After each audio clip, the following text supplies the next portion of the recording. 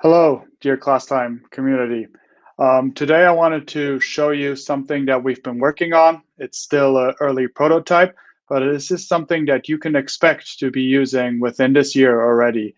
And I think it's really exciting, and we want to make sure we get early feedback on your thoughts and your questions you might have.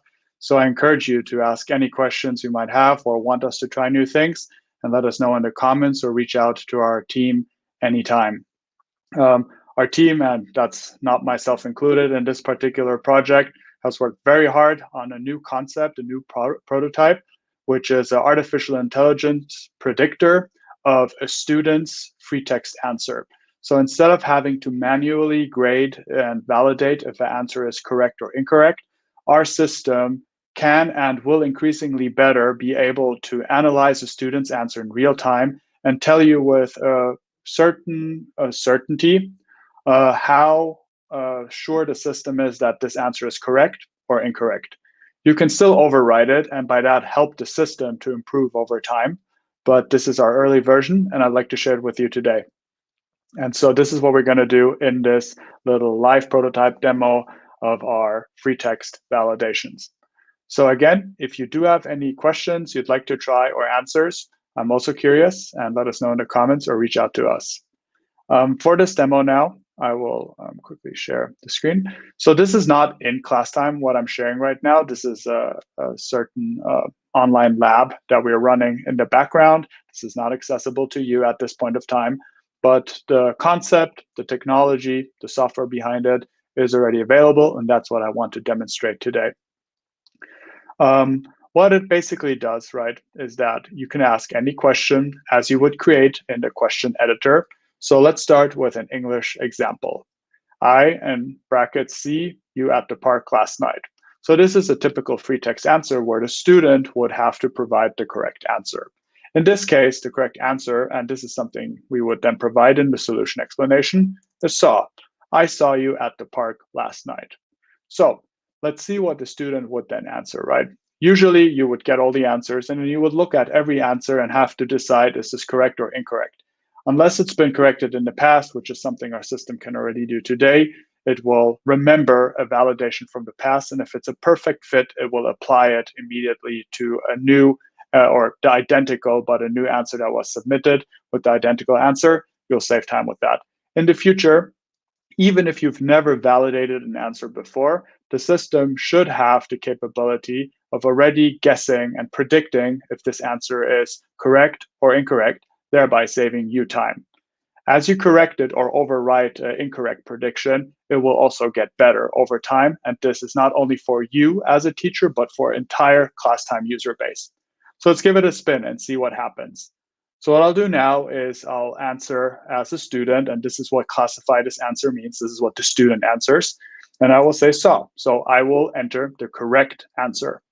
And when I run the system, 1 second, here we go. It calculates it, and then you see it predicts it. And the answer saw, which I gave as a student, is correct. So that's obvious and something we would have expected in any way. So let's play around and see some other examples. For example, I have seen you at the park last night, which would not be correct. Let's run it. And sure enough, the system says it's incorrect. We can also try some other versions, like I have seen you at the park last night.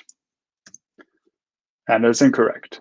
What about something that includes the word, but is still incorrect, like I have saw you at the park last night? Let's run it. And the system again says incorrect, right? So what if we, for example, say, I see you at the park last night, which is exactly what the question puts in brackets, right? Let's try this. And as expected, again, incorrect. And let's assume a student is extra diligent and will write out the entire sentence. So would write, I saw you at the park last night. So the student just wrote the entire sentence with the correct word. That's something that usually, if you just put in the right word, would not work. Let's see if our system can do this. It correctly predicts that this answer is correct. So this is where you see how the system can, in certain scenarios, very accurately predict if an answer is correct or wrong without ever getting any validation from you as a teacher. Remember, this is not a question that the system has seen before.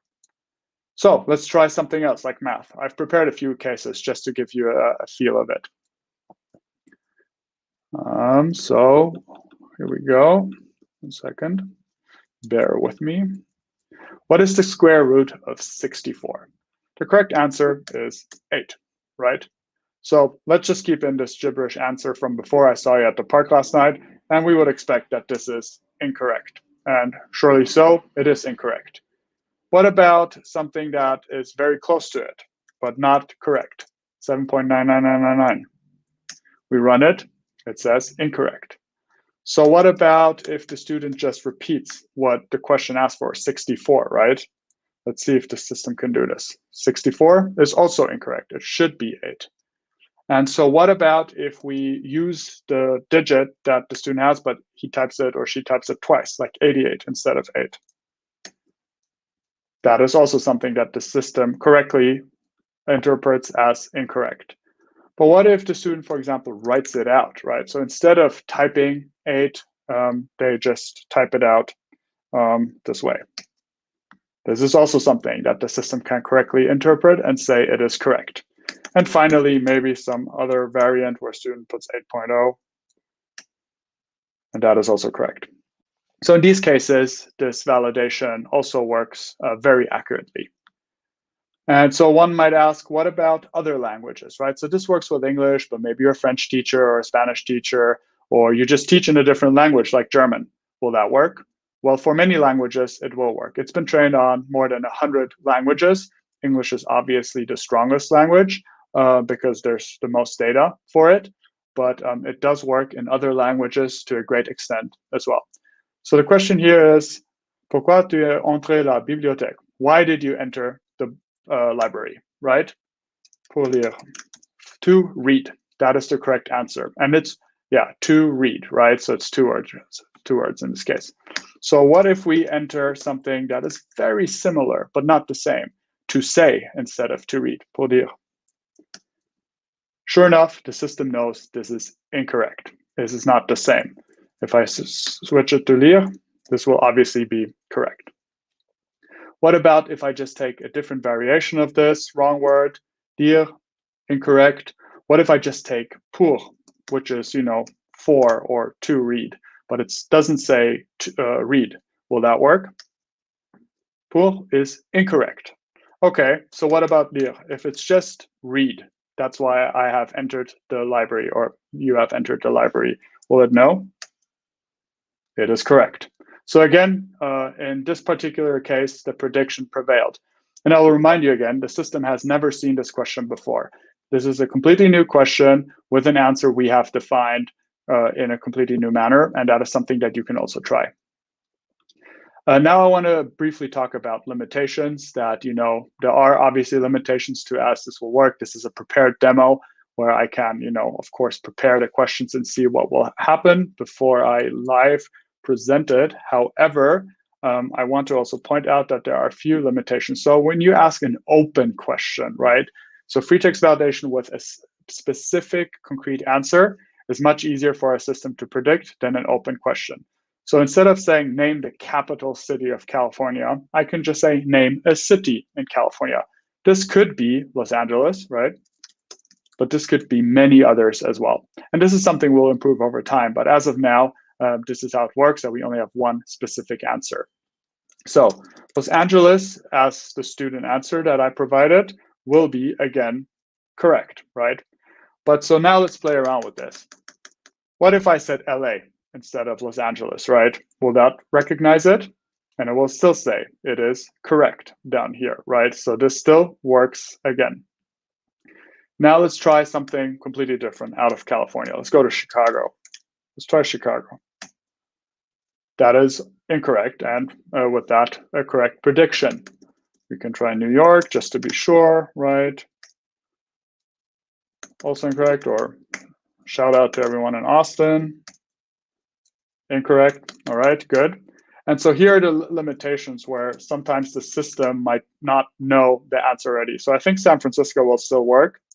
Here we go. Again, it says correct. That is correct. But let's try, for example, something smaller, Palm Springs. And, oh, okay, it even knows that. Great. Palm Springs also works. Great, but I do know that, for example, Sacramento doesn't work, which is really weird because it is the capital city of California. So we'll run this one, and it says incorrect, right? Or let's take Fresno, the ag capital of California, also incorrect. So in these cases, the system gave a wrong prediction. These answers are correct and should have been classified as correct. What happens in this particular case is that within the Classtime interface, teachers will have the chance to overwrite the prediction and correct the system. And the system will learn, it will retrain its system and its, the system basically, and be able to apply its newly acquired knowledge, its correction, over time to the same question or similar questions that are asked to completely different teachers and students that have never interacted with this question before. So as Classtime teachers continue to use Classtime and also help the system to improve, it will also improve for everyone using this platform, saving you tons of time, giving students real-time feedback, even for free text validation. So that was the demo. I hope you enjoyed it. This is, as I said, something we are actively working on, as you can see in this prototype. We're looking at ways to get this into our web app as soon as possible so that you can try it in the upcoming school year.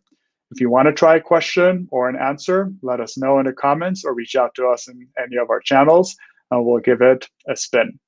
And of course, if you're interested in learning about any upcoming updates, I encourage you to subscribe to our YouTube channel if you're looking at this watching on YouTube, follow us on Twitter, join our Facebook educator community, or just sign up on Classtime and you'll be included in our newsletter as soon as it's ready.